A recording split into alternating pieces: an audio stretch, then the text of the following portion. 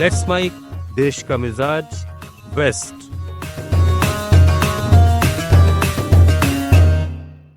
Let's mic देश का मिजाज में अब खबरें पश्चिम भारत से। शिवसेना नेता संजय निरुपम ने महाराष्ट्र नवनिर्माण सेना और शिवसेना उद्धव के बीच हालिया गठजोड़ पर तीखा हमला बोला है। उन्होंने मनसे प्रमुख राज ठाकरे के उस बयान की कड़ी निंदा की जिसमें उन्होंने कहा था कि जो लोग मराठी बोलने से इनकार करते हैं उनकी पिटाई करनी चाहिए, लेकिन इसका वीडियो नहीं बनाना चाहिए। निरुपम ने इसे गलत और गरीबों के खिलाफ हिंसक रवैया करार दिया है।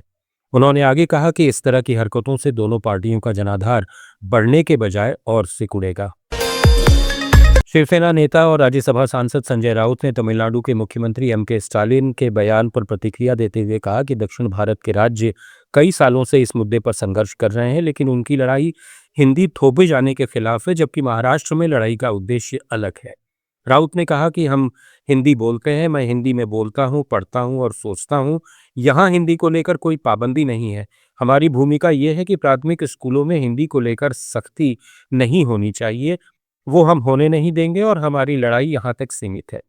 उन्होंने कहा कि महाराष्ट्र में हिंदी फिल्मों के थिएटर चलते हैं, हिंदी गाने बजते हैं और हिंदी अखबार भी छपते हैं, यानी हिंदी को लेकर महाराष्ट्र में कोई विरोध नहीं है। ठाकरे बंधुओं के साथ आने पर एआईएमआईएम नेता वारिस पठान ने प्रतिक्रिया दी है। उन्होंने कहा कि उद्धव ठाकरे और राज ठाकरे मिल गए, ये अच्छी बात है।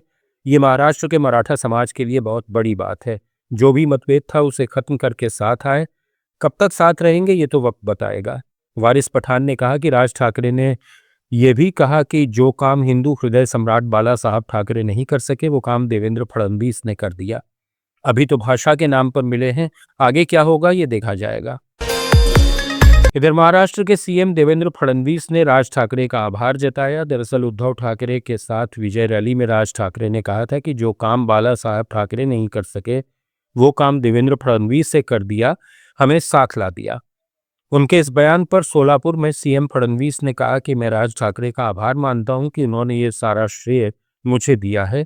हम जोड़ने वाले हैं, तोड़ने वाले नहीं। ये उनके ध्यान में आया होगा।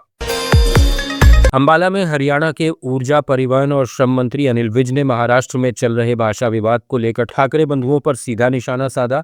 मीडिया से बातचीत के दौरान विज ने पूछा, हमारी गीता संस्कृत में लिखी है और कुरान अरबी में, तो क्या अब महाराष्ट्र में कोई गीता या कुरान नहीं पढ़ सकता? अनिल विज ने तंज कसते हुए कहा कि अगर भाषा के नाम पर इतना विरोध होगा तो क्या ठाकरे बंधु अब मंदिर और मस्जिदों को भी बंद करवाएंगे?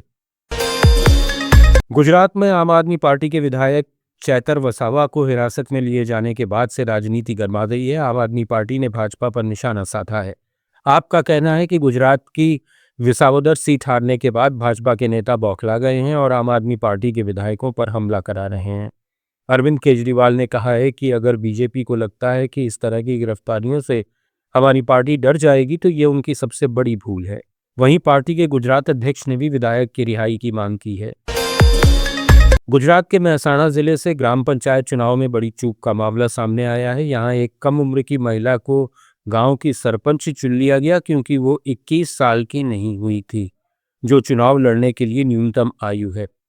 एक अधिकारी ने जानकारी देते हुए बताया कि चुनाव अधिकारियों ने उसके 21 वर्ष की उम्र के दावे की जांच किए बिना ही उसका नामांकन पत्र स्वीकार कर लिया था। ये मामला तब खुला जब नवनिर्वाचित युवा सरपंचों की लिस्ट तैयार की जा रही थी। तो लेट्स माइक देश का मिजाज में फिलहाल इतना ही। बने रहिए लेट्स माइक के साथ। आप सुन रहे थे let's mic more than radio. Follow कीजिए हमें हमारे सोशल मीडिया प्लेटफॉर्म्स पर।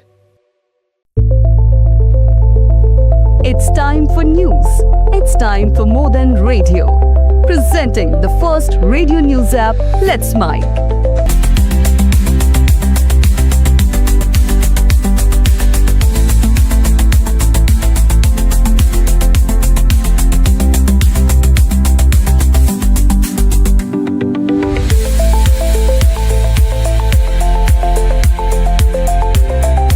Download the app now from Play Store. Available both on Android and iOS mobile phones. Follow us on YouTube, Instagram, Twitter, LinkedIn, Facebook, Telegram, WhatsApp, Snapchat. Let's talk, let's connect, and let's mic.